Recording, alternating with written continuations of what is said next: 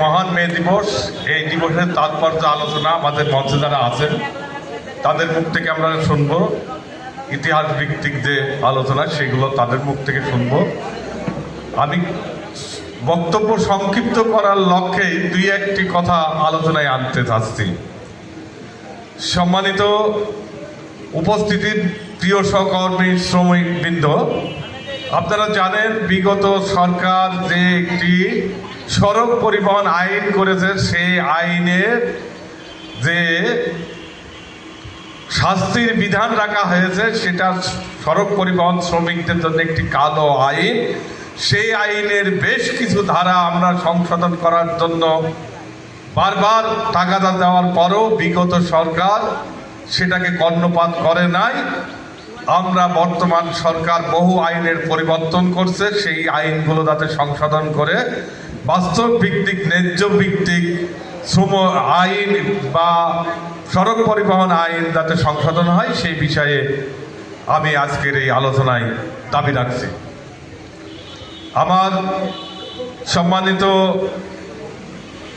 DD মহোদয় বলেছেন কল্যাণ তহবিল শ্রেণী ব্যক্তি কল্যাণ তহবিল করা আছে, যেটা বাংলাদেশ সড়ক পরিবহন শ্রমিক, যেটা বেসরকারি ব্যক্তি মালিকানাতে পরিবহন কল্যাণ তহবিল আছে।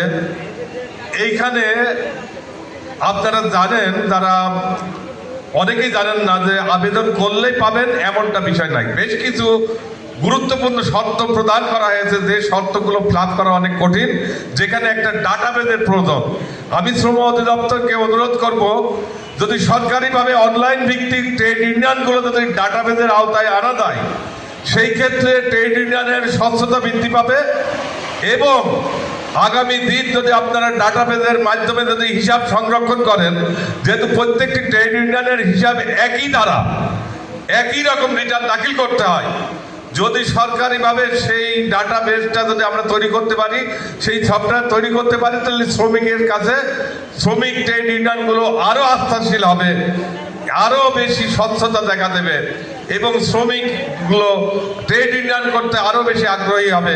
এবং মাঝে মধ্যে শুধু শ্রমিক দিবসে নয়, মাঝে মধ্যে ট্রেড ইউনিয়ন সম্পর্কে পূর্ণ ধারণা দিতে শ্রমিকদের কনফারেন্সের ব্যবস্থার মাধ্যমে আগামী দিন যাতে প্রত্যাশিত লক্ষ্যে পৌঁছাতে পারে শ্রমিকরা, সেই বিষয়ে আপনারা যথেষ্ট ভূমিকা রাখবেন।